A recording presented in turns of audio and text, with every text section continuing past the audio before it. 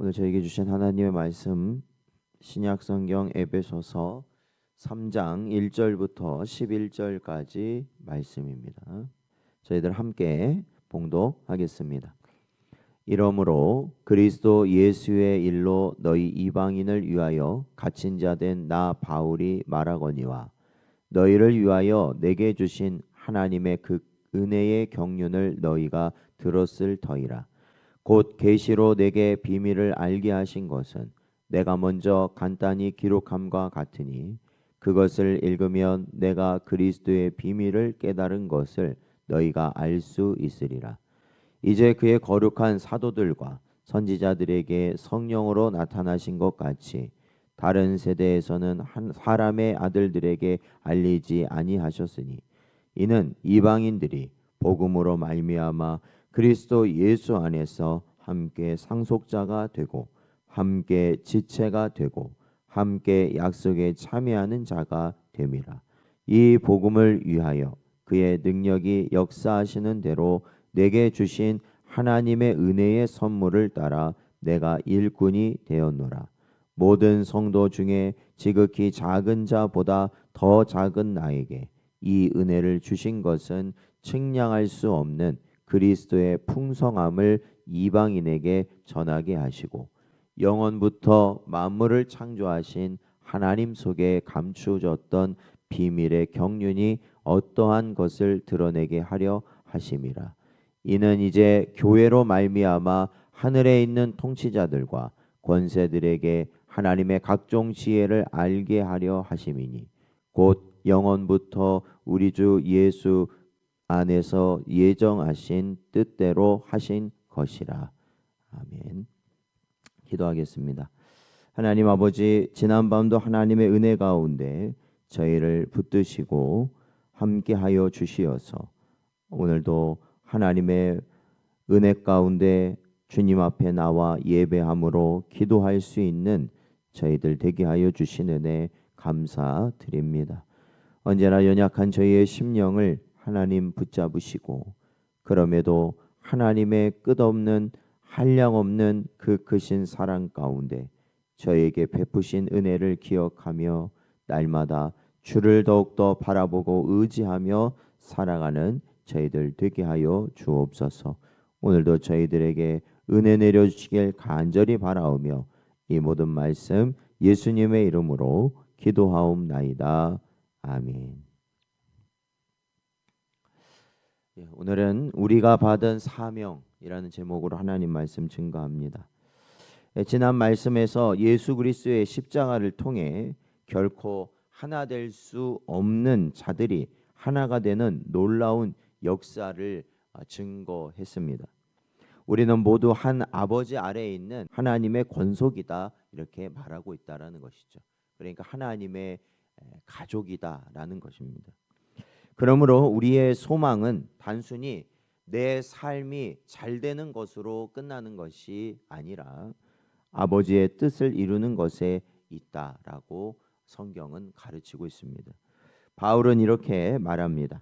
빌립보서 2장 13절 14절 말씀 보면 너희 안에서 행하시는 이는 하나님이시니 자기의 기쁘신 뜻을 위하여 너희에게 소원을 두고 행하게 하시나니 모든 일을 원망과 시비가 없이 하라 말하고 있습니다. 오늘도 이 새벽에 하나님은 우리 마음에 하나님의 소원을 주시는 줄로 믿습니다. 그리고 우리가 그 소원을 따라 살아가도록 역사하신다는 것이죠. 그 은혜를 붙잡는 자가 참된 교회요 또한 참된 성도가 되는 것입니다. 오늘 본문 1절에서 4절 말씀을 보면 사도 바울은 복음은 곧 계시다라고 말하고 있습니다. 바울은 자신을 이방인을 위한 그리스도 예수의 일꾼이라고 부릅니다. 그는 복음을 전하다가 감옥에 갇혔습니다.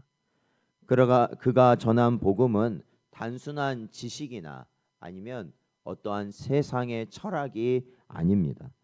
복음은 하나님의 은혜와 경륜이라고 말하고 있습니다. 또한 복음은 하나님께서 주셔야만 알 수 있는 계시라는 거고, 복음은 세상에 감추어졌던 비밀이라는 것입니다.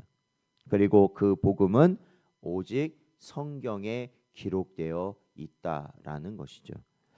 그러므로 우리는 말씀을 통해서만, 성령의 조명을 받아서만 그리스도의 비밀을 깨닫게 된다라는 것입니다. 그래서 우리는 이 비밀을 깨닫기 위하여 항상 성령 하나님의 은혜를 우리에게 허락하시는 가운데 우리가 말씀을 읽는데 힘써야 하는 것이죠. 5절에서 6절을 보면 바울은 복음의 은혜가 성령을 통해서 우리에게 주어졌다고 말하고 있습니다. 이전 세대에는 감추어졌던 비밀이 이제는 성령의 내주하심으로 우리 모든 성도들에게 주어지게 되었다. 즉 드러나게 되었다라는 것이죠.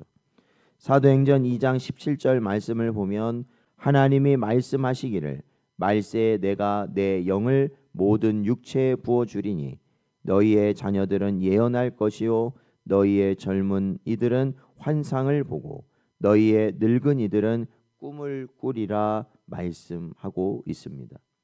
성령 하나님께서는 소수에게 잠시 임하시는 분이 아니라 이제 믿는 모든 이에게 내주하셔서 복음을 깨닫고 믿게 하시는 분이 성령 하나님이시다라는 겁니다.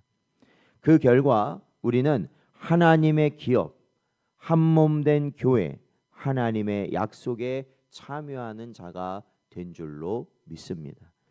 또한 7절에서 10절을 보면 바울은 자신이 받은 사명에 대해서 또한 말하고 있습니다. 바울은 자신을 모든 성도 중 지극히 작은 자보다 더 작은 자라고 고백하고 있습니다. 이것이 바로 성도의 고백이죠.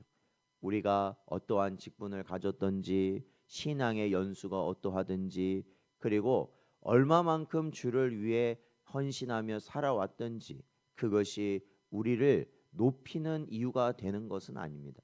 오히려 그러할수록 우리는 더 작은 자라는 것을 깨닫고 더 주님의 은혜가 없으면 살 수 없는 자라는 것을 깨달을 수밖에 없는 것이죠.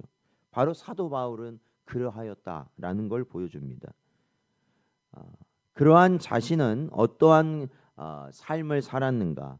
그는 자신에게 주신 은혜로 사명을 따라 살았다라고 고백하였습니다. 그가 받은 사명은 두 가지였는데 먼저는 그리스도의 풍성함을 이방인에게 전하는 것이었고 두 번째는 창세전부터 감추어진 하나님의 비밀을 드러내는 것이었습니다. 사랑하는 성도 여러분, 바로 이러한 사명, 바울이 받은 이 사명은 바울에게만 해당하는 것이 아니라 바로 오늘날 바울과 동일한 은혜를 받은 저와 여러분에게도 주어지는 사명이 되는 줄로 믿습니다. 그러기에 언제나 예수 그리스도의 크신 은혜를 전하는 여러분 되시기 바랍니다. 그리고 또한 우리에게 허락하신 감추어졌던 이 계시의 말씀, 복음의 진리를 모든 세상에 드러낼 수 있는 또한 여러분 되시기를 축원드립니다. 10절부터 11절 보면은 또한 교회가 받은 사명에 대해서도 언급하고 있습니다. 하나님은 교회를 통해 복음을 드러내신다라고 말합니다. 그러니까 교회가 가지고 있는 가장 중요한 사명이 복음을 드러내는 것이다라는 거죠. 그 대상은 하늘에 있는 통치자들과 권세자들이라고 말합니다.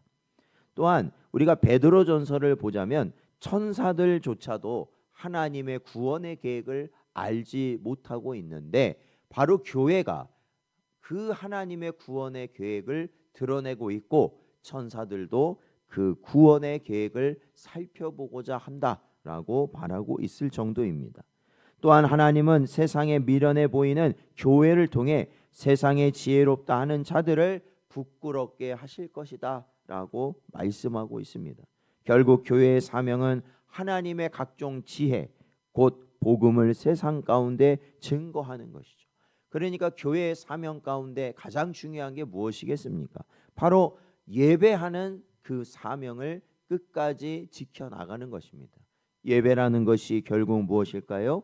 하나님께로부터 오는 각종 지혜가 이 땅 가운데 어때요?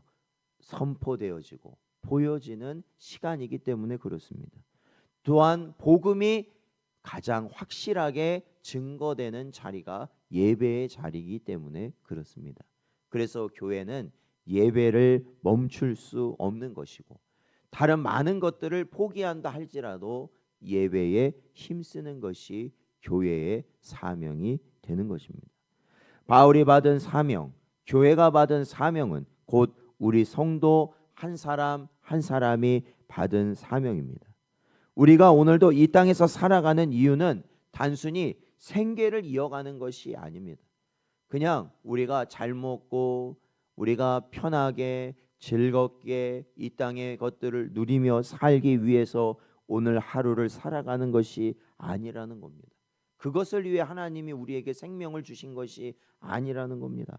그것은 바로 영원 전부터 예수 그리스도 안에서 예정하신 하나님의 뜻을 바로 이 교회와 우리 모든 성도들을 통해 드러나게 하시기 위함이라는 것입니다. 사랑하는 성도 여러분, 오늘 우리도 이 하루를 살아갈 때 하나님의 소원을 품고 살아가시길 바랍니다. 그러기 위하여 말씀과 기도로 그분의 뜻을 붙잡으십시오. 그럴 때 하나님께서 우리의 삶을 통하여 하나님의 영광을 이 교회와 여러분의 모습을 통하여 드러내실 줄로 믿습니다. 오늘도 우리에게 주신 말씀을 잘 붙드시고 마음에 새겨셔서 오늘 하루를 살아갈 때도 하나님의 복된 길을 살아 나아가는 복된 여러분 되시기를 주의 이름으로 축원드립니다.